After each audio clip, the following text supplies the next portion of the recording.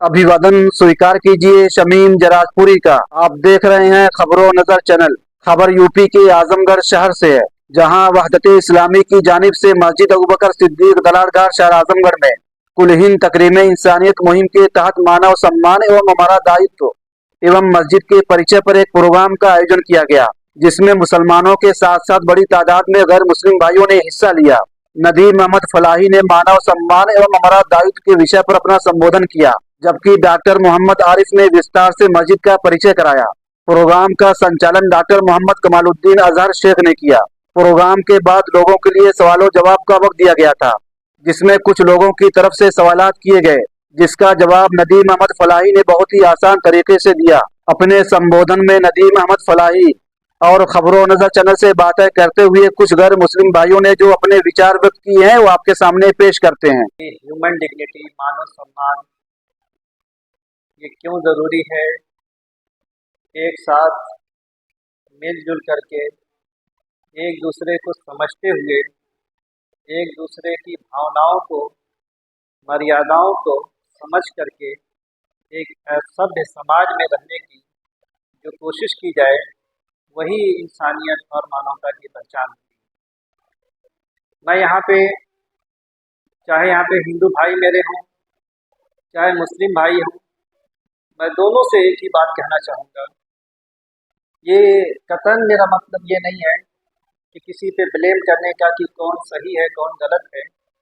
बिल्कुल मैं ये क्लियर करना चाहूँगा कि सब अपने आप को जो बात या कही जा रही है उसके आईने में देखें और अपनी स्थिति को समझने की कोशिश करें कि हम कहाँ पर। मैं यहाँ पे मुसलमानों को रिप्रेजेंट करने नहीं आया हूँ। मैं आपको इस्लाम धर्म में जो मानवता की बातें हैं, जो इंसानियत की बातें हैं, जो सम्मान और आदर की बातें हैं, वो ज़रूर शेयर करना चाहूँगा। वो मुसलमानों के लिए भी ज़रूरी है, जो मुसलमान नहीं है उनके लिए भी ज़रूरी है। जाहिर सी बात है, कोई भी अच्छी चीज़ वो उस पर किसी की जागीर नहीं होती है। हर अच्छी चीज़ पे हक हर अच्छे इंसान का होता है, वो कोई भी ले सकता है। देखिए, कुछ तो गलत फहमियाँ हैं, मिसअंडरस्टैंडिंग्स हैं। कुरान जो एक पवित्र किताब है, आप पूरा कुरान पढ़ जाएं, कहीं एक सिंगल वर्स आपको नहीं मिलेगी, कहीं एक सेंटेंस भी आपको नहीं मिलेगा जिसमें ये कहीं लिखा हो कि ये मुसलमानों की बुक है। आप और हम समझते हैं कि कुरान मुसलमानों की किताब है, लेकिन नॉट अ सिंगल वर्स आप पा सकते हैं पूरे कुरान में जिसमें ये लिखा हो कि ये मुसलमानों की किताब है। बल्कि कुरान ने कहा कि हुदल लिन्नास, मैं गाइडेंस हूँ इंसानों की। अब इंसान में हर स्कूल ऑफ थॉट्स के लोग आते हैं, हर तरह के लोग आते हैं, हर समाज के लोग आते हैं, हर रंग रूप के लोग होते हैं, सबको इंसान ही कहा जाता है। कुरान ने कहा कि हुदल लिन्नास, मैं इंसानों की हिदायत के लिए, उनके मार्गदर्शन के लिए, उनकी गाइडेंस के लिए जो है वो मैं। कहीं ये नहीं लिखा कि मुसलमान। जो मुसलमान ये समझते हैं कि कुरान हमारी किताब है, बिल्कुल गलत है। वो कतई वो सही नहीं है, बल्कि वो एक तरह से वो अपनी दादागिरी दिखाने की कोशिश करते हैं कि हमारी बुक ये सबकी है, सबके पढ़ने की चीज़ है। कोई भी धार्मिक किताब, उस पर किसी भी शख्स की इजारादारी नहीं हो सकती है, बल्कि वो सबकी चीज़ होती है। इसी तरह से प्रॉफिट मोहम्मद का जीवन देखिए। प्रॉफिट मोहम्मद ने भी कहीं ये नहीं कहा कि मैं मुसलमानों का नबी हूँ। रहमतुल लिल आलमीन कहा अपने आप को। दुनिया में जितने भी बसते हैं उनके लिए मैं रहमत बना करके भेजा गया हूँ। मैं उनके लिए जो है अच्छी बातें बताने के लिए मैं भेजा गया हूँ। कहीं उन्होंने भी नहीं कहा कि मैं मुसलमानों का नबी हूँ, मैं इंसानों का नबी हूँ, ये उन्होंने कहा है। तो एक तो मिसअंडरस्टैंडिंग हमारे दिल से निकल जानी चाहिए कि कुरान पवित्र किताब जो है वो मुसलमानों की किताब है, या प्रॉफिट मोहम्मद जो अंतिम ऋषि हैं वो सिर्फ मुसलमानों के ऋषि हैं, उनके नबी हैं, ऐसा नहीं। एक बात तो बहुत क्लियर है। दूसरी चीज़ ये है कि मानव सम्मान जो इस्लाम के अंदर है, कुरान, अभी इससे पहले भी बात आई है, अभी जो मैंने आयत पढ़ी उसमें भी ये बात आई है, इन्ना खलकनाकुम मिन ज़करिन व उन्सा, ऐ इंसानों, हमने तुमको एक मर्द और एक औरत से बनाया है। हमारी जो शुरुआत हुई है, हमारा जो ओरिजिन हुआ है तमाम इंसानों का, वो एक मर्द और एक औरत से हुआ है। अब थोड़ा ठहर करके जरा सोचें कि एज अ ह्यूमन बीइंग हमारी जात कौन सी, हमारा डीएनए है क्या, हमारा ओरिजिन है क्या, हमारी शुरुआत कहाँ से है। जब हमारे माँ बाप एक हैं, जब हमारी शुरुआत एक है, तो फिर ये दुनिया में बनाई हुई ये बाउंड्रीज जो हैं, ये ऊंच नीच का जो कंसेप्ट है, ये बड़े और छोटे का जो पूरा सिस्टम बना हुआ है, याद रखिए मैन मेड है, ईश्वरीय मेड नहीं है। ईश्वर ने इसको नहीं बनाया है, इंसानों ने इसको बनाया। चाहे वो किसी के अंदर ये बात पाई जा रही हो, कुरान ये कहता है कि हमने तुमको इंसानों को एक माँ बाप से पैदा किया, तुम्हारी ओरिजिन एक है, अब उसी आधार पे तुमको रहना है दुनिया के अंदर।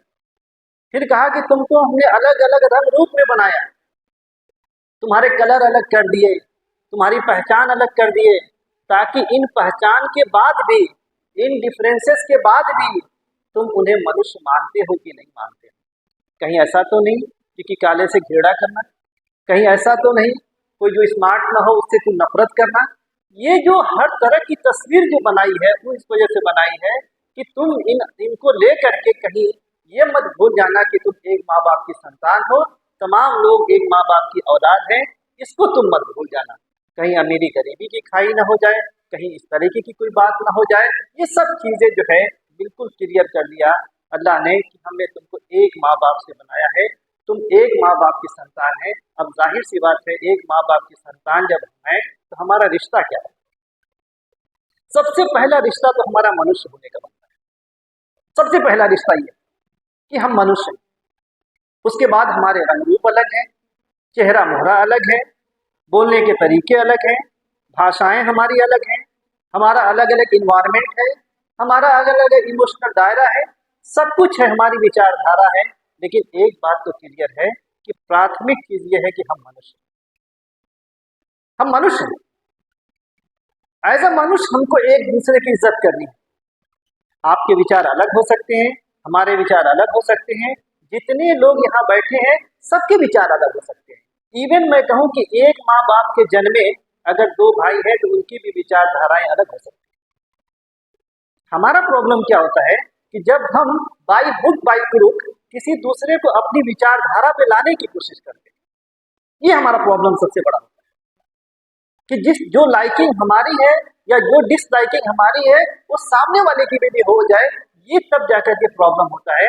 यहाँ पे जो लोग शादीशुदा हैं वो जानते हैं, अगर उनके दो बच्चे हैं, दो बेटियां उनकी हैं, तो उनके अगर आप कुछ लेने के लिए कपड़े वगैरह खरीदने के लिए जाते होंगे तो आपको अंदाजा लगता होगा कि दोनों की चॉइस बिल्कुल अलग होती है। जो सगे भाई बहन की चॉइस और एक नहीं हो सकती है। इतने ब्रह्मांड में फैले हुए, इस प्लेनेट पे फैले हुए इतने इंसान जो बसते हैं, न जाने किन किन विचारों से, किन किन जो है बैकग्राउंड से रहने वाले हैं, अगर इस तरह से नफरत करनी जाए तो कितनी नफरत आती है। और क्या ये नफरत कोई विकल्प है? क्या ये नफरत कोई विकल्प है? कोई युद्ध, कोई लड़ाई झगड़ा, क्या ये विकल्प है? कोई ऑप्शन है क्या? कतई नहीं है, सिवाय इसके कि हम एक दूसरे को समझ करके, एक दूसरे की मर्यादा और एक दूसरे की भावनाओं को समझ करके इस धरती पे रहें। यही हमारे लिए, इसी का ये प्रयास किया गया, इसी वजह से आपको बुलाया गया। इसका नो डाउट कोई दूसरा मकसद नहीं है, सिर्फ मकसद ये है कि हम आपस में एक मनुष्य की हैसियत से इस धरती पे रहने का ढंग सीखें, सबको रिकॉग्नाइज करें। जिस फॉर्म में, जिस तरीके से लोग दुनिया में हैं, सबको हम रिकॉग्नाइज करें। एज अ ह्यूमन हम कोई किसी के अंदर से डिफरेंशिएट नहीं कर सकते, कोई डिस्क्रिमिनेशन, कोई भेदभाव अपने अंदर नहीं कर सकते हैं। एज अ ह्यूमन हमारे नजदीक सब बराबर हैं।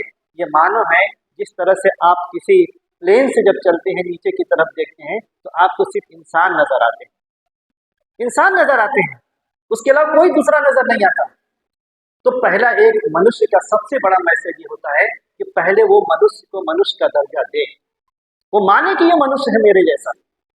अगर उसको तकलीफ होगी, उसको तकलीफ होगी, अगर उस पर कोई अत्याचार होगा, जुल्म होगा, तो किसी दूसरे पे नहीं बल्कि एक मनुष्य पे होता है। हम एक माँ बाप की संतान है, इस चीज को हम रिकॉग्नाइज कर लें, इस चीज को हम मान लें। मैं जानता हूं हर समाज में कुछ लोग ऐसे होते हैं जो अपने कुछ इंटरेस्ट के लिए, कुछ अपने मफाद के लिए, लाभ के लिए ये चाहते हैं कि मुसलमान या हिंदू या गैर मुस्लिम जितने भी लोग हों वो आपस में मिलजुल करके न रह पाए। लेकिन याद रखिए ये कोई ऑप्शन नहीं है, ये कोई जो है अच्छी साइनिंग नहीं है कि हम इस तरीके से दुनिया में जिंदगी गुजारे कि कुछ लोग हमको जो है अपने फायदे के लिए जो है और अपने मफाद के लिए जो है एक दूसरे से दूर करें। तो कुरान ने जो बात कही है कि हमने तुमको एक माँ बाप से पैदा किया है, ये मुसलमान जो लोग हैं वो लोग भी इस चीज को मान ले। मैं ये भी मानता हूँ, दिल से आप लोगों के सामने स्वीकार करता हूँ, आप मेरे सभी लोग भाई हैं, मुसलमान भी इस चीज को मानने को तैयार नहीं होते हैं। इस वजह से हमने जगह जगह मुसलमानों में भी एक बात कही है, जाकर के बताई है, औरों को भी बताने की कोशिश कर रहे हैं कि जितना जल्द आप मान लें कि हम एक माँ बाप की संतान है, उतना जल्द जो है हमारे लिए जो है दुनिया पीसफुल और एक अच्छी तरह से रहने की जगह बन जाए। फिर आप देखिए प्रॉफिट मोहम्मद ने ये जो समाज डेवलप किया था वो इसी आधार पर डेवलप किया था कि तुम्हारे अंदर कोई फर्क नहीं है, कोई डिस्क्रिमिनेशन नहीं है, किसी तरीके का जो मामला नहीं है, पूरा समाज उन्होंने डेवलप करके दिखाया। आज मुस्लिम समाज भी उससे बहुत दूर हो गया। हमें मुस्लिम समाज से बहुत ज्यादा शिकायत है इस बात की कि वो मुस्लिम समाज जो है जिस नबी की बात करता है झंडा गंडा लेकर के रोड जाम कर देता है उसके नाम पे, ये उसका तरीका नहीं। मैं दिल के साथ जो मेरे गैर मुस्लिम भाई यहाँ पे बैठे हुए हैं, मैं दिल से माफी मांगता हूँ, ये तरीका नहीं है इस्लाम का। प्रॉफिट मोहम्मद के बारे में आता है जो हम लोग पढ़ते हैं कि जब वो किसी रास्ते से चलते थे तो रास्ते में कोई तकलीफदेह चीज होती थी, कोई ऐसी चीज होती थी जिससे दूसरों का नुकसान हो तो उसको हटा के जाते थे कि आने वाले को तकलीफ ना हो। क्या उनके मानने वाले, सच्चे मानने वाले क्या रोड जाम कर सकते हैं? मेरे भाइयों, मैं दिल से आप लोगों से माफी मांगता हूं कि इस्लाम में इस चीज की कहीं कोई गुंजाइश नहीं, कहीं कोई गुंजाइश नहीं। प्रॉफिट मोहम्मद तो इतने दयालु थे कि जब वो नमाज पढ़ाया करते थे, अगर किसी बच्चे के रोने की आवाज आती थी तो नमाज को छोटी कर देते थे। एक नन्हे से बच्चे के रोने की आवाज को इतना इंपॉर्टेंस देते थे कि नमाज छोटी कर देते थे। आज उन्हीं के मानने वाले रात भर माइक लगा करके पड़ोसी को सोने नहीं देते हैं। मैं बहुत दिल के साथ आपसे माजरत करता हूँ, माफी मांगता हूँ, ये इस्लामी कल्चर नहीं, इस्लामी कल्चर नहीं है। हम दूर हुए हैं। हम ये यहाँ पे जो खड़े हैं ये अपनी तारीफ के लिए नहीं खड़े हैं, जो बात सही है वो बताने के लिए खड़े हुए हैं, आपसे भी बताने के लिए खड़े हैं। जो लोग अल्लाह और रसूल को सो काल सिर्फ जबान से मानने की कर रहे हैं उनके लिए भी हम खड़े हैं। जगह जगह ये मैसेज उनको भी बता रहे हैं, बल्कि उनको तो बहुत सख्त अल्फाज में ये बात बता रहे हैं कि आपका ये कारनामा सिर्फ इस्लाम को बदनाम करने के लिए, उसके अलावा कुछ नहीं। प्रॉफिट मोहम्मद ने जो मुआशरा कायम किया उसमें इस चीज की कोई गुंजाइश नहीं थी। मैं बार बार एक एग्जाम्पल देता हूँ, सिर्फ एक एग्जाम्पल से आप समझिएगा, सिर्फ एक एग्जाम्पल से समझिएगा कि दुनिया में कितने भेदभाव हैं। एक बार प्रॉफिट मोहम्मद के ज़माने में जो उनके कंपेनियंस थे, बहुत सारे कंपेनियंस थे, जाहिर सी बात है वो भी इंसान थे। प्रॉफिट मोहम्मद उनको एजुकेट किया, उनको ट्रेनिंग दिया, समझाया बुझाया कि किस तरह से आपको दुनिया में रहना है, क्या कुछ करना है। एक बार दो कंपेनियन, आपके दो सहाबी, एक बार कुछ कहा सुनी दोनों में हो गई। एक का नाम अबू ज़र गफारी था और एक का नाम हजरत बिलाल था। हजरत अबू ज़र गफारी बहुत फेयर कलर के थे, बहुत स्मार्ट थे, स्मार्टनेस बहुत उनके अंदर थी। और जो बिलाल थे वो हबशी थे, हबशा के थे, अफ्रीका के थे। अफ्रीकन लोगों के बारे में आपको पता है, जो लोग काले होते हैं, स्मार्ट नहीं थे। कोई बात हुई तो हजरत अबू ज़र गफारी ने हजरत बिलाल को कह दिया सिर्फ वो काली माँ के बेटे, यानी उनके कलर को लेके कमेंट कर दिया, कहा काली माँ के बेटे। ये सुनना था कि हजरत बिलाल वहां से चले गए और गए प्रॉफिट मोहम्मद के दरबार में और कहा कि मुझको हजरत अबू ज़र गफारी ने ऐसा ऐसा कहा। हजरत अबू ज़र गफारी से तो गलती हो गई थी, लेकिन वो जो गलती दिल से नहीं हुई थी, जबान से निकल गई थी उनके। पीछे पीछे ये भी भागते हुए गए और प्रॉफिट मोहम्मद से अबू ज़र गफारी ने कहा कि अल्लाह के रसूल, मैंने जानबूझ करके नहीं कहा है, मेरा कोई इंटेंशन नहीं था, डेलिबरेटली मैंने ये बात नहीं कि बस मुंह से निकल गई। जब आप नहीं दुनिया में आए थे तो हम लोग ये सब कहा करते थे, एक आदत थी, निकल गई, इसके अलावा कुछ भी नहीं। प्रॉफिट मोहम्मद गुस्सा बहुत कम होते थे, मुस्लिम समाज भी इसको देखेगा, गुस्सा बहुत कम होते थे, लेकिन उनका चेहरा बिल्कुल सुर्ख हो गया और कहा हजरत अबू ज़र गफारी से कि देखो अबू ज़र, क्या मेरे आने के बाद भी ये जहालत तुम्हारे अंदर से नहीं गई? यानी ये जो जहालत तुमने दिखाई है, किसी के रंग को लेकर के जो तुमने कमेंट किया है, ये जहालत तुम्हारे अंदर से मेरे आने के बाद भी। आज मैं मुस्लिम समाज से पूछता हूं कि क्या उनके पास नबी की तालीम नहीं है? क्या उनके पास कुरान नहीं है? क्या हमारे हिंदू भाई ये कह सकते हैं कि मुस्लिम समाज प्रॉफिट मोहम्मद के आदर्शों पे खड़ा है? नहीं खड़ा है, नहीं खड़ा है, इन आदर्शों पे नहीं खड़ा है। प्रॉफिट मोहम्मद ने कहा कि मेरे आने के बाद भी क्या ये जहालत तुम्हारे अंदर से नहीं गई? हजरत अबू ज़र गफारी रोने लगे और कहा अल्लाह के रसूल, मैं माफी चाहता हूं, मैंने जानबूझ करके। उसके बाद देखिए अल्लाह के रसूल ने कहा कि ठीक है, कोई बात नहीं। दोनों कंपेनियन बाहर निकलते हैं। जब बाहर आते हैं तो अबू ज़र जो है हजरत बिलाल को पकड़ लेते हैं। अब पकड़ने के बाद कहते क्या है कि जब तक तुम अपना पैर मेरे चेहरे पे नहीं रखोगे तब तक मैं नहीं समझूंगा कि तुमने मुझे क्षमा किया, क्योंकि इसी गोरी चमड़ी की वजह से मैंने तुमको काला कहा। हिस्ट्री में आता है कि अबू ज़र ने इतना इंसिस्ट किया कि हजरत बिलाल ने अपना पैर अबू ज़र के चेहरे पे रख दिया। ये वाकया माइक टाइसन, आप लोगों को याद होगा, दुनिया का एक बहुत बड़ा मुक्केबाज था, क्योंकि वो ब्लैक था। उसने ये वाकये को जब सुना तो उसने कुछ डिसीजन लिया। मैं ये कह रहा हूं आपसे, मैं बस ये बताना चाह रहा हूं कि उन आदर्शों पे वो समाज तैयार करके प्रॉफिट मोहम्मद गए। आज मुसलमानों को बहुत दूर का भी वास्ता उनके प्रॉफिट से नहीं। एक औरत थी, जरा देखिएगा, आज मुसलमान थोड़ी थोड़ी बात पे रिएक्ट कर जाता है, थोड़ी थोड़ी बातों पे जो है वो बहुत ज्यादा जो है जज्बाती हो जाता है। प्रॉफिट मोहम्मद जाते थे डेली, एक औरत रास्ते में कूड़ा फेंकती थी, वो मुसलमान नहीं थी, जलती थी आपसे, कूड़ा डालती थी। प्रॉफिट मोहम्मद जब उस रास्ते से जाते थे कूड़े को हटा के चले जाते थे। एक दिन ऐसा हुआ कि कूड़ा नहीं था, दूसरा दिन हुआ, वो भी उस दिन भी कूड़ा नहीं था। तो प्रॉफिट मोहम्मद ने पूछा कि क्या बात है, कोई गंदगी नहीं फेंकी जा रही है, खैरियत तो है? किसी ने बताया कि वो बीमार है। प्रॉफिट मोहम्मद वहां तक चल के जाते, उनकी खैरियत पूछते। आप ये बताइए, इन वसूलों पे अगर कोई समाज डेवलप करेंगे तो कहीं नफरत की कोई गुंजाइश होगी? कहीं नफरत हो सकती है? आप अपनी रोशनी से बहुत दूर हो चुके हैं, बहुत दूर हो चुके हैं। हम अपने मुस्लिम भाइयों को और गैर मुस्लिम भाइयों को बुला के यही कहना चाहते हैं कि प्रॉफिट मोहम्मद के आदर्शों पे अगर समाज बनाया जाए, जो कि हम फेल हैं,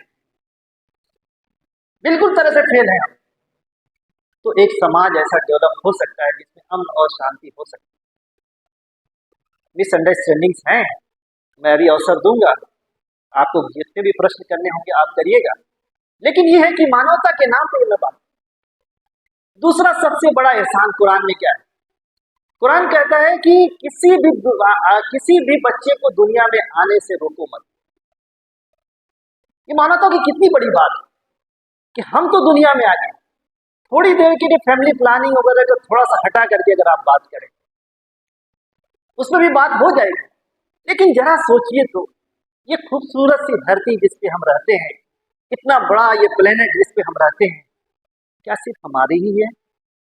हम तो दुनिया में आ गए, अब क्या दूसरे को आने की इजाजत नहीं है क्या?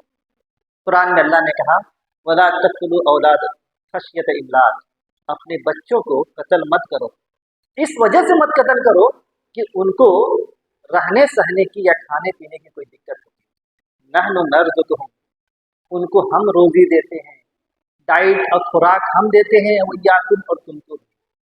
आप ईमानदारी से बताइए, एक औरत जब उसके यहाँ बच्चा होता है तो उसकी छाती में दूध आ जाता है, तो किसका दूध है? दुनिया का कौन बादशाह है जो उसको प्रोवाइड करता है? कौन वैज्ञानिक है जो ये चीजों को करता है? एक औरत के अगर 5 बच्चे होंगे तो 5 बार उसको डाइट मिलती है, उसके माँ की छाती में दूध आता है। आखिर ये कौन देता है? अगर आप में से यहाँ पे कोई बैठा हुआ मिलेनियर भी हो, दुनिया का सबसे बड़ा इंसान भी हो, तो मुझे ईमानदारी से बताइए को खाता क्या? किसी फैक्ट्री में बनी हुई चीज को खाता है? क्या गेहूं चावल दाल किसी फैक्ट्री में बनता है? ये किसकी तरफ से बनता है? ये कौन बनाता है? हम तो एक दाने को मनो मन टनो टन मिट्टी में ले जाके दबा देते हैं, उसके बाद भी वो नहीं उतारते। कौन सा ये विज्ञान है? जो हमारी पेट में जो चीजें जाती हैं वो मैन मेड नहीं है। हम दूध से दही तो बना लेते हैं, उससे मट्ठा तो बना लेते हैं, घी तो बना लेते हैं।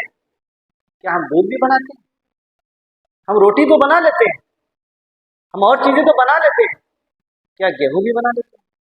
किसी ने खूब कहा है, अक्स पर नहीं तराओ आईना हमारा। जिसकी धरती है ना, अगर अपने रिसोर्सेस को खींच ले तो इतनी बड़ी पॉपुलेशन की बात छोड़ो, एक इंसान का भी सर्वाइवल यहाँ पे नहीं हो सकता। कितनी बड़ी बड़ी बातें कही जाती हैं। एक साहब ने मुझसे कहा कि नदीम सर, मुसलमान भारत में जनसंख्या इस वजह से बढ़ा रहे हैं ताकि भारत पे कब्जा कर लें। ये देखिए जो बातें आती हैं, ताकि भारत पे कब्जा कर लें। तो मैंने कहा मेरे भाई, जरा एक बात दिल से बताओ कि अरब के मुसलमान तो 20-20 बच्चे पैदा करते हैं, वो किस पे कब्जा करना चाहते? उसको उनको क्या पड़ी है? वो तो उनकी लैंड है, उनकी जमीन है। अगर आप मानेंगे, ये नफरत की बातें, ये सब चीजें मैं आपको ये बात बता रहा हूं कि ये जो चीजें हैं, इस्लाम दुनिया में आने से किसी को नहीं रोकता है। आप कहते हैं कि मैं इंसानों से मोहब्बत करता हूं, मुझे मानवता से बहुत प्यार है, लेकिन आप अपने दरवाजे से किसी को गुजरने नहीं देते, अपने घर में किसी को जगह नहीं देते। इस मानवता और इंसानियत से क्या हो सकता, क्या फायदा? प्रॉफेट मोहम्मद के जमाने में लड़कियों को दफन कर दिया जाता था, जिंदा गाड़ दिया जाता था। आज की तरह इतनी स्मार्टनेस के साथ नहीं मारा जाता था, टेक्नोलॉजी इतनी ज्यादा नहीं थी। आज तो बड़ी खूबसूरती से सभ्य समाज अपने आप पे सभ्यता का माथे का पे सभ्यता लिए फिरता है, लेकिन जो काम करता है वो सबको पता है। सबको पता है क्या कुछ होता है, क्या गोरख धंधे चलते हैं, किस तरह से बच्चों का एबॉर्शन कराया जाता है, क्या क्या होता है। ये सब हो रहा है। दुनिया में आने से लोगों को किस तरह से रोका जाता है, ये सब आप सब देखते हैं। तो इस्लाम ये भी कहता है कि नहीं, इंसानों से मोहब्बत का तकाजा ये है कि ये धरती इंसानों के लिए है, अगर तुम रह रहे हो तो दूसरों को रहने का भी मौका दो। ये राइट्स नहीं बनता है, ये सेल्फिशनेस है हमारा, ये नहीं हो सकता। फिर आप आगे देखें, आगे की तालीमात आप देखें तो आपको समझ में आएगा कि प्रॉफेट मोहम्मद ने किस तरीके से लोगों का ख्याल किया। माँ के बारे में क्या, एक कैंपेनियन आए, अब प्रॉफेट मोहम्मद से कहा, इसमें मुस्लिम समाज अपने आप को देखे कि मुस्लिम समाज खड़ा कहाँ है, और हमारे गैर मुस्लिम भाई वो भी देखें कि प्रॉफेट मोहम्मद का अचीवमेंट्स क्या है। फिर मैं कह रहा हूं कि प्रॉफेट मोहम्मद सिर्फ मुसलमानों के नहीं, इसमें से जितने लोग बैठे हैं, मुझको अगर कोई खूबसूरत सी बात वो बता दें तो मैं उसको अपने माथे पे रख करके घर जाऊंगा कि किसी ने मुझको कोई बात बताई। हर अच्छी चीज पे हर इंसान का अधिकार होना चाहिए। अगर आपके पास कोई खूबसूरत सी बात है, आपको जरूर बताना चाहिए। आपको भी इस तरह की महफिल लगानी चाहिए, आपको भी अपने बारे में बताना चाहिए। प्रॉफेट मोहम्मद ने कहा, एक के पास एक कंपेनियन आए और कहा कि अल्लाह के रसूल, ईश्वर के बाद दुनिया में मुझको सबसे ज्यादा अधिकार किस पे? मुझ पर किसका सबसे ज्यादा अधिकार है? हम में से बहुत सारे लोग सुनते हैं ना, वो कहते हैं कि मेरे माँ बाप ही मेरे भगवान हैं। अरे मेरे भाई, ये हवा किसकी है, ये पानी किसका है? बगैर माँ बाप के तो लोग, आप देखेंगे कि बच्चा जन्म लेता है और माँ बाप मर जाते हैं, फिर भी जो है बच्चा जो है दुनिया में बहुत कुछ कर जाता है। लेकिन थोड़ी देर के लिए अगर हवा बंद हो जाए, पानी अगर छीन जाए हमारा, ईश्वर तो वो है जो इन रिसोर्सेज का इंतजाम करता है। ये है वो ईश्वर जो अगर पल भर के लिए हवा को बंद कर दे तो इंसानियत दुनिया से खत्म हो जाएगी। ये कौन हवा को चलाता है? ये कौन जो है इन सब चीजों को संभालता है? तो एक कंपेनियन ने पूछा कि ईश्वर के बाद इस दुनिया में सबसे ज्यादा हक मेरे पे किसका है? तो प्रॉफेट मोहम्मद ने कहा कि तेरी माँ का। फिर पूछा उसके बाद, कहा तेरी माँ का। फिर पूछा उसके बाद, कहा तेरी माँ का। फिर पूछा उसके बाद, कहा तेरे बाप। 3 टाइम्स प्रॉफेट मोहम्मद ने माँ का दर्जा ऊपर किया। और बहुत मशहूर कौल उनका है, बहुत बड़ी सही उनकी है, सब लोग जानते हैं, मुस्लिम भी जानते हैं, गैर मुस्लिम भी जानते हैं, कि माँ के पैरों तले स्वर्ग है, जन्नत है। ये उन्हीं का कथन, उन्हीं का कथन। एक बार एक कंपेनियन आए और कहा कि प्रॉफेट मोहम्मद, ये मानव सम्मान की मैं बात बता रहा हूँ, हमें अपने माँ बाप का सम्मान करना है, हमें जो हमारे करीबी लोग हैं वहां से मैं शुरू कर रहा हूँ। किस तरह से माँ का आप सम्मान करेंगे, बाप का सम्मान करेंगे? कहा प्रॉफेट मोहम्मद ने से एक साहबी ने कि मेरी माँ बूढ़ी हो गई है, मैं उनको कंधे पे बिठा करके हज कराया है। हज जानते हैं, उसकी परिक्रमा करनी पड़ती है, चक्कर लगाना पड़ता है, बहुत टफ काम होता है। कहा कि प्रॉफेट मोहम्मद ने कि क्या मैंने कुछ हक अदा किया अपनी माँ का? प्रॉफेट मोहम्मद ने कहा उस कंपेनियन से कि सुनो, देखो तुमने हक की जो बात की है ना, जनते वक्त जो तुम्हारी माँ ने चीख मारी थी, उसमें से एक चीख का भी तुमने अभी हक अदा नहीं किया, एक चीख का भी तुमने हक अदा नहीं किया है। और कहा कि जिसकी माँ तुमसे खुश ना हो, तुम्हें स्वर्ग नहीं मिल सकती। कुरान में कहा कि तुम माँ बाप अगर बुढ़ापे को चले जाएं, फला तकुल लहुमा उफ़िन, उन्हें उफ भी मत कहो, यानी कोई ऐसा शब्द न बोलो जिनसे उनको नाराज हो। बेटियों के बारे में क्या कि जिनकी 3 बेटियां हों, अगर उनको अच्छी शिक्षा दीक्षा दे और उनकी शादी ब्याह कर दे, स्वर्ग उसके लिए जो है, मैं जमानत देता हूं कि स्वर्ग उसको मिलेगी। मैं जमानत देता हूं, कहते प्रॉफेट मोहम्मद की स्वर्ग मिलेगी। ये एक बेटी का सम्मान क्या है? कोई डिस्क्रिमिनेशन, कोई भेदभाव नहीं है। प्रॉपर्टी में लड़कियों का हिस्सा दिया। इस्लाम धर्म है जिसमें भले मुसलमान, फिर मैं माजरत के साथ कहता हूँ कि मुसलमानों को अगर आप देख करके अगर कुछ डिसीजन लेना चाहेंगे, तब तो बहुत आपकी भूल हो जाएगी। हम इस लायक नहीं हैं। हम हाथ जोड़ करके आपसे ये बात विनती करना चाहते हैं कि हम फेल हो चुके हैं। इन शिक्षाओं को हम गलियों में, चौराहों पे दिखाने में हम फेल हो चुके हैं। बहुत दिन के साथ ये मैं बात कर रहा हूँ, बिल्कुल फेल हो चुके हैं। जो इंट्रोडक्शन आपके यहाँ जा रहा है, वो इंट्रोडक्शन बिल्कुल गलत जा रहा है, और उसकी जिम्मेदार आप नहीं है, उसकी जिम्मेदार हम खुद उसके जिम्मेदार। प्रॉफेट मोहम्मद ने, इस्लामी धर्म ऐसा है जिसने बेटी को प्रॉपर्टी में हिस्सा दिया है। जो पढ़े लिखे लोग हों इस बात को जानते हैं। प्रॉपर्टी में जो हिस्सा मिला है वो इस्लाम धर्म में जो बेटी को दिया, उसके सम्मान में दिया। दहेज प्रथा इस्लाम के कहीं से नहीं है। 2 मियाँ बीवी मिलते जुलते हैं, एक लुट जाता है, एक बस जाता है, ये कहाँ की नीति, कहाँ की रिवाज है?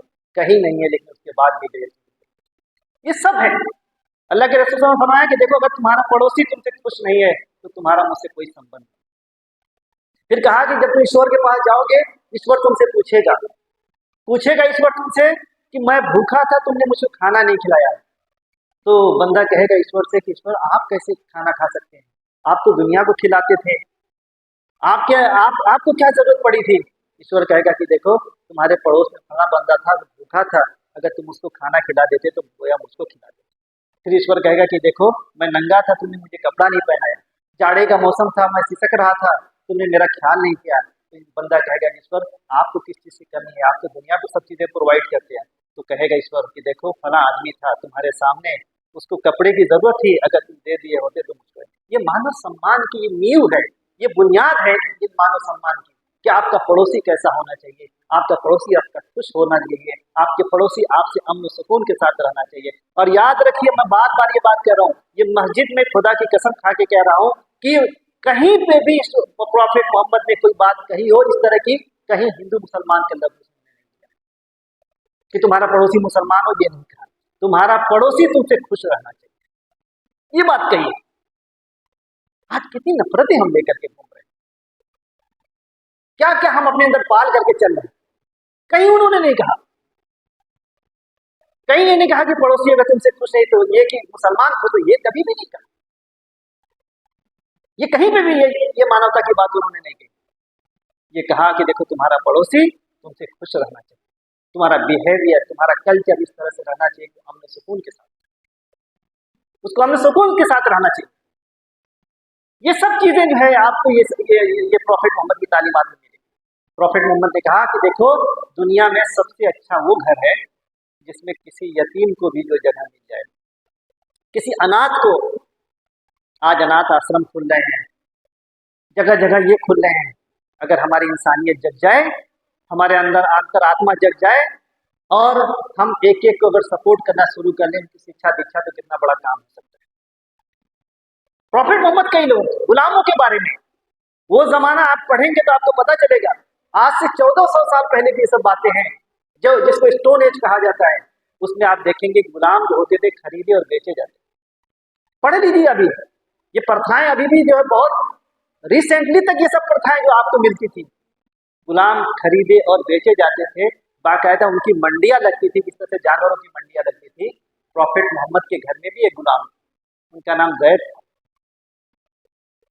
उनके माँ बाप को पता हुआ कि जैद हमारा बच्चा जो है फला जगह गुलाम बना करके रखा गया है। वो लोग आए, उनके चचा वगैरह आए लेने के लिए। प्रॉफिट मोहम्मद से कहा कि देखिए ये हमारा बच्चा है, ये गलती से भटक गया था, किसी ने बेच दिया है, आपके घर में है, हमें दे दीजिए।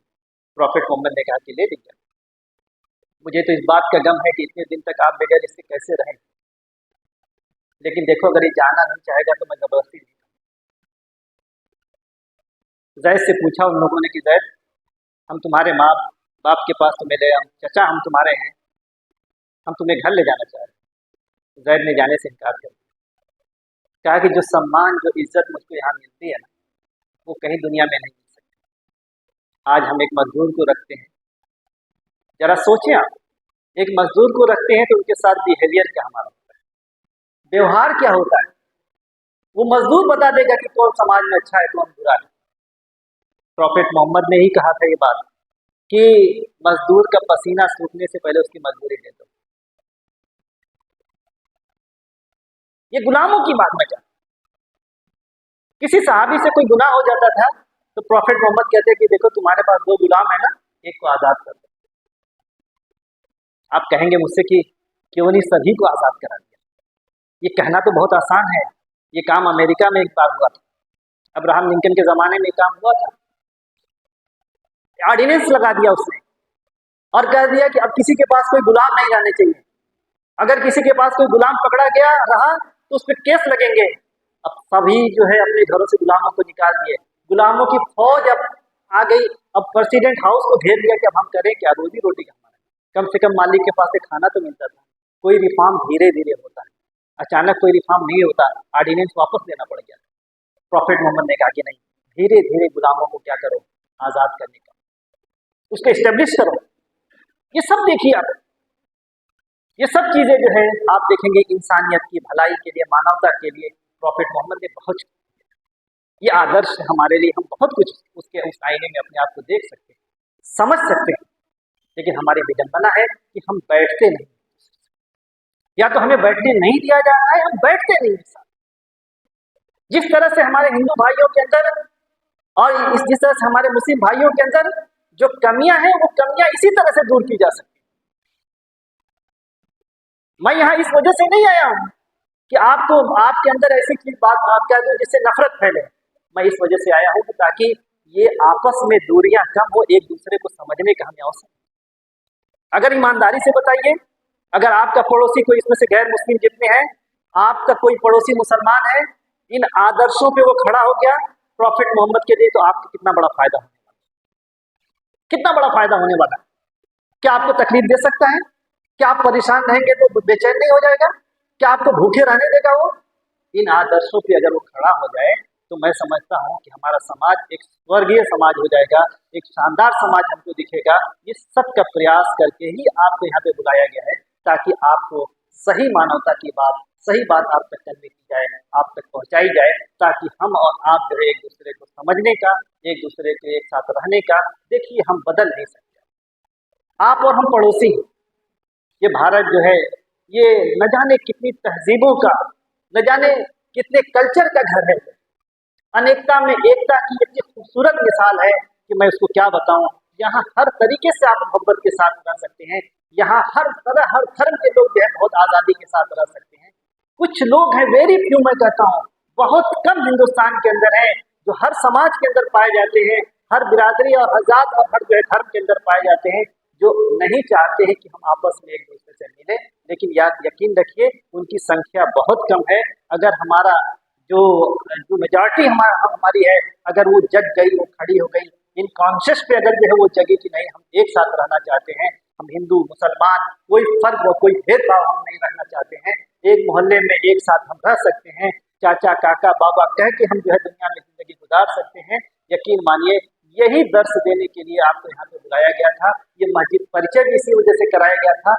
बहुत सारी गलतफहमियां होती हैं, हमसे भी लोग पूछते हैं कि क्या हम लोग मस्जिद में नहीं जा सकते हैं क्या, क्यों हम लोगों को मस्जिद में जाने से क्या दिक्कत हो सकती है। बिल्कुल आपसे आने से कोई दिक्कत नहीं हो सकती है।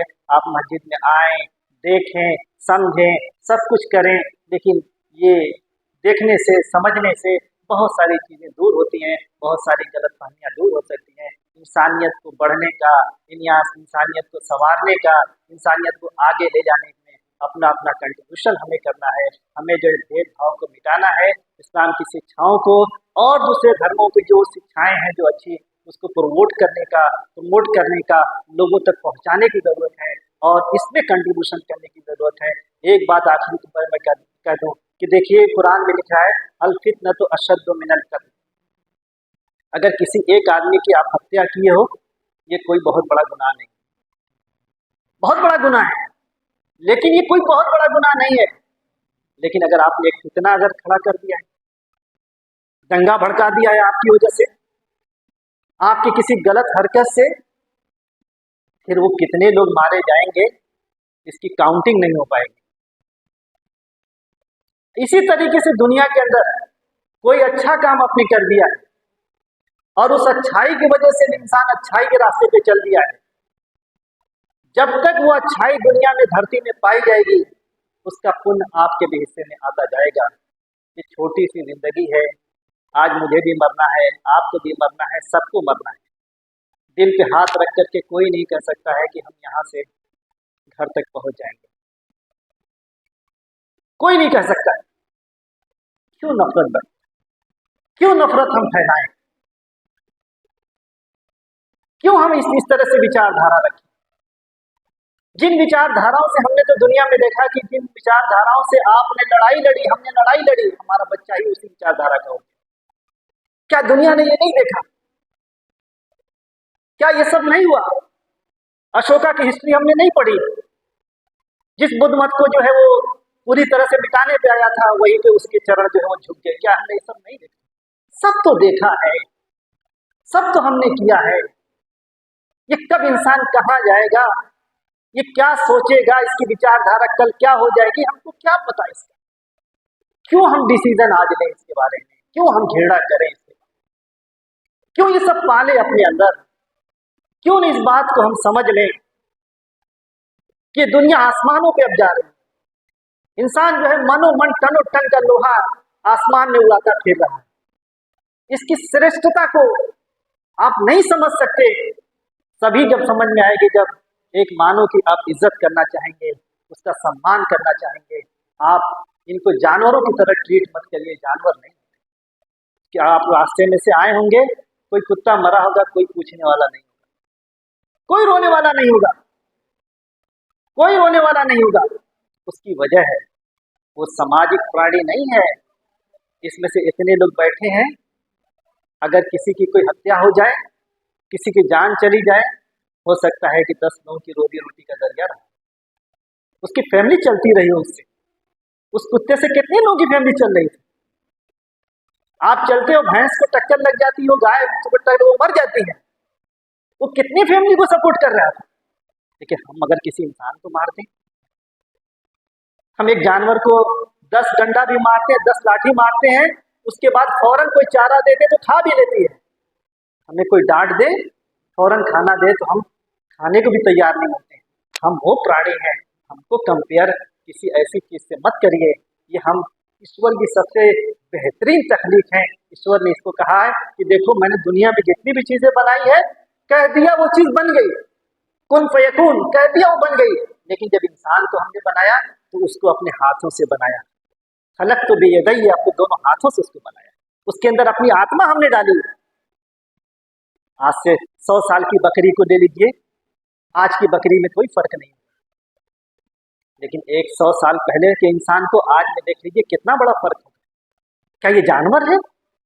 आज से 100 साल पहले, 200 साल पहले इंसान को जगा करके अगर वो जग जाए, अगर कब्रिस्तान से निकाल करके पूछे कि एक वक्त आएगा कि इतना बड़ा लोहा होगा, आप दुनिया में जहां चाहेंगे बात करेंगे, 2 झापड़ मार करके वापस मर जाएगा कि ये बहुत ही बकवास तुम कर रहे हैं। लेकिन आज देख लीजिए कैसे इसको कंपेयर कर सकते हैं।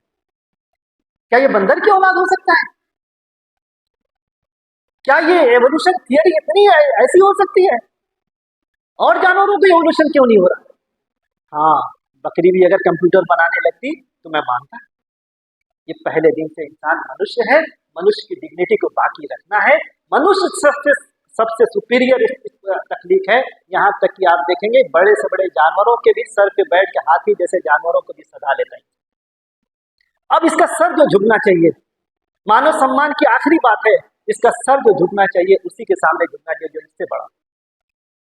रीजनिंग बुनियाद पे बताइए, जो इससे बड़ा हो आप किसके सामने झुकेंगे, किसको थैंक्स बोलेंगे? जो आपसे बड़ा। आपसे बड़ा, हमसे बड़ा सिर्फ हमारा ईश्वर है, उसके अलावा कोई नहीं है। कोई प्राणी दुनिया के अंदर नहीं है, किसी के अंदर ये पावर नहीं है। लेकिन याद रखिए, अगर हम इस दिमाग से कोई जहाज बना रहे हैं, मिसाइल बना रहे हैं, कंप्यूटर बना रहे हैं, रेडियो बना रहे हैं, मोबाइल बना रहे हैं, तो यकीन से बताइए इस दिमाग को बनाने वाले का दिमाग कितना बड़ा। यहाँ तो दुनिया में अगर 2 अक्षर कोई हमको सिखा देता, पढ़ा देता तो हम उसको गुरु मान लेते हैं। साइंस कहती है इंसान का जो दिमाग है, इंसान का जो स्ट्रक्चर है, इंसान का जो ढांचा है, उसका 5% भी अभी समझने की कोशिश नहीं है। कितनी कॉम्प्लिकेशन हमारी क्रिएशन है, इसको समझने की जरूरत है। मैं आखिरी बात आप लोगों से कहूंगा कि नफरत को खत्म कीजिए, मोहब्बत की बात करिए। हम एक नहीं हैं लेकिन एक हैं। इस भारत को आगे लेकर के जाना है। इस मस्जिद में बैठ करके हम दुआ करें कि मालिक भारत को एक अमन सुकून की जगह बनाए, प्यार मोहब्बत की जगह बनाए। इसको हम हिंदू मुस्लिम सब लोग जो है बस एक आईने से देखें कि हम मनुष्य हैं, हम इंसान। इससे ज्यादा उतर करके कुछ हम न सोचें। इस देश को में हमें ही रहना है, इस देश को हमें ही बनाना है। अगर आप सच्चे देशभक्त हैं तो इस देश को तोड़ने का अपना काम करें, इंसानों को बांटने का काम न करें, एक दूसरे से ताकत लेने का काम करें, एक दूसरे से हमदर्दी रखें, एक दूसरे से जो है आप मोहब्बत और प्यार की बात करें, ताकि एक दूसरे के लोग सम्मान करते हुए इस भारत में जो है एक खूबसूरत चमन की तरह जो है जिंदगी गुजारने की कोशिश करें, प्यार मोहब्बत से रहें, ताकि हम सब लोग भाईचारगी के साथ एक पूरी ताकत बन करके एक पूरे प्यार और मोहब्बत के साथ एक ऐसा आइडियल पेश करें, एक आदर्श पेश करें कि नहीं हमारा समाज ऐसा हो सकता है जहाँ किसी तरीके की कोई भेदभाव नहीं हो सकती है, किसी तरह के कोई डिस्क्रिमिनेशन नहीं हो सकता है, किसी तरीके का कोई कलर को लेकर के, रंग को लेकर के, धर्म को लेकर के, जाति को लेकर के कुछ भी नहीं हो सकता है। मालिक से मेरी यही दुआ है कि आज की जो ये पूरी गोष्ठी रही है, आज का जो ये पूरा रहा है, मानव सम्मान पे जो है हमारे अंदर ये सब चीजें आए, ताकि हम घर जाएं तो सिर्फ इंसान को दिल में लेकर के जाएं। अगर आज तक मुसलमानों ने अगर हिंदुओं से इस बुनियाद पे कोई झेड़ा की होगी कि वो हिंदू है, तो वो अपने दिल से इस चीज को निकाल लें। अगर गैर मुस्लिम मेरे हिंदू भाई हैं, अगर उनके अंदर ऐसी कोई भावना है तो वो भी निकाल करके जाएं, एक इंसान बन करके यहाँ से जाएं, ताकि हम छोटी सी जिंदगी गुजार करके दुनिया से चले जाएं, अपने मालिक के पास चले जाएं। मालिक जो फैसला करेगा उसको मान लिया जाएगा, उसको देख लिया जाएगा। अल्लाह मुझे भी और आपको सभी को सही बात समझने की तौफीक अता फरमाए और सही बात पे चलने की और सही आदर्शों पे रहने की तौफीक अता फरमाए। वाखिर दावाना।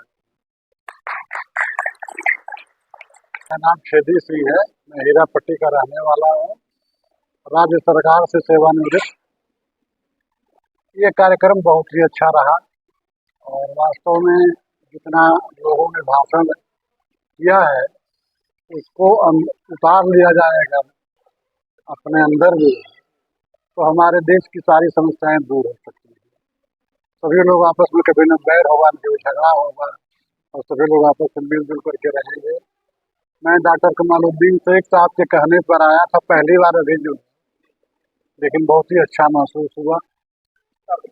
मानवता को लेकर के क्या कहना है, तो सभी धर्मों मतलब सभी लोग एक ही ईश्वर के संतान हैं और मानवता ही सबसे बड़ी चीज है। वह अगर एक दूसरे से मिल करके रहें, दूसरे के काम आओ, तो इससे बड़ी मानवता क्या हो सकती है।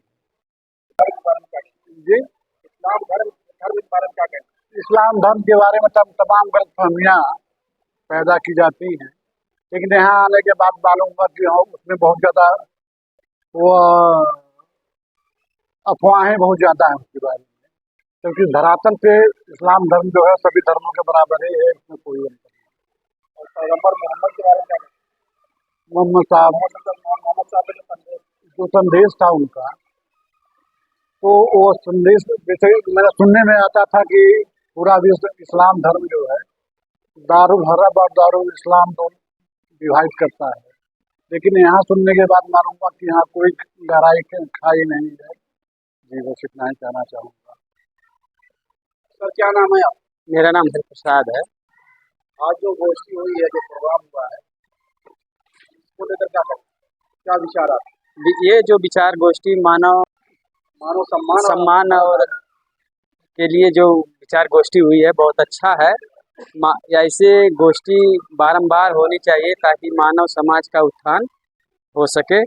इसमें ज़्यादातर जो दबे हुए तबके के लोग हैं उनको कैसे ऊपर उठाया जाए, इस पर बारे में बात होनी चाहिए। और इस धर्म को लेकर आपकी क्या प्रतिक्रिया है? देखिए, इस्लाम धर्म एक धार्मिक नज़रिए से अगर देखा जाए तो जो बातें कुछ होती हैं जैसे वो सभी वर्ग के हित में भी होती हैं। और पैगम्बर मोहम्मद के बारे में क्या कहना है, जो मानवता? देखिए, जो पैगंबर मोहम्मद हैं उनके कहे हुई बातों पर चले इस्लाम के लोग तो मानव का उत्थान हो जाएगा। आज जो नफरत है, ये जो ऊंच नीच की भेदभाव की ये भावनाएं हैं, ये तो यहाँ की व्यवस्था करवाती है। हम व्यवस्था को दोष देंगे। आज इस प्रोग्राम में आए थे, इस प्रोग्राम से क्या सबक लिया, आपने क्या कहा? देखिए, इस प्रोग्राम से हमें यही सबक मिला है कि भाईचारा का जो है सौहार्द बनाकर रखना चाहिए, चाहे वो किसी जाति संप्रदाय धर्म से हों। सर, क्या नाम है आप? मेरा नाम ब्रिजेश मौर्य है। मैं जन अधिकार पार्टी का पूर्व जिला अध्यक्ष हूँ और सामाजिक कार्य में भी रुचि हमारी रहती है। आज जो तकरीबन इंसानियत का जो प्रोग्राम था, इंसानियत के उद्देश्य को क्या कहना? हाँ, ये जो मानव सम्मान और दायित्व का जो कार्यक्रम था ये बहुत बेहतरीन कार्यक्रम था। कहीं न कहीं हम लोगों को अपने दायित्व को पूरा करना चाहिए। गरीब जो भी मानव है, मानव एक समान की बात करना बहुत ही बेहतरीन बात है। इसे हम आचरण में उतारें, ना कि कहें। जब तक हम कहते रहेंगे तब तक ना हम उस राह पर चल पाएंगे। स्वयं को पहले अपने आप को बदलें तो फिर हम उसको आगे बढ़ा सकते हैं। जाति बिरादरी और धर्म की राजनीति होती है। देखिए, ये जाति धर्म और जो बिरादरी जो जातियां बनाई गई हैं, ये मानव यहाँ के लोगों ने अपने फायदे अपने हित के लिए बनाया गया है। और धर्म कोई भी हो, किसी भी धर्म में कोई बेनस्पता जो है फैलाने के लिए नहीं बनाई गई है, झगड़ा करने के लिए कोई भी धर्म नहीं कहता है। हर धर्म अपने अपने जगह पर बेहतरीन है। इसीलिए भगवान बुद्ध ने कहा कि किसी भी धर्म को माने, लेकिन कोई भी बात कोई कह रहा है इसलिए न मान लें कि वो बड़ा आदमी कह रहा है। अगर मानना है तो उसे आचरण में उतारें।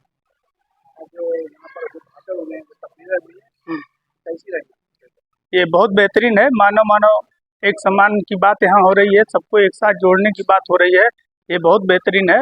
एक बैग हम किसी चीज़ को नहीं बदल सकते, क्योंकि अशोक सम्राट जब शुरू किए थे तो उनके बेटे और बेटी जाकर के बहुत से देशों में उस बात को बताया, वहाँ के देश के लोगों ने उस बात को माना और वो देश आज सबसे जो है धनवान देश माने जा रहे हैं। क्योंकि जो धर्म हमारे भारत में, धर्म नहीं वो एक विचारधारा थी, उस विचारधारा जो भारत में पैदा हुई आज भारत में नहीं है। जिस देश में उस विचारधारा को लोग मानने वाले हैं, आज वो देश विकसित देश कहे जाते हैं। चूंकि भारत आज भी विकासशील देश में पड़ा हुआ है। पैगंबर मोहम्मद की शिक्षाओं को लेकर आपकी क्या सोच है? बिल्कुल, जैसे बुद्ध जी एक थे, वो मानव को एक समान की बात करते थे, उसी तरह पैगंबर भी एक हमारे बीच से पैदा हुए और मानव एक समान की बात करते थे, मानव को आगे बढ़ाने की बात करते थे।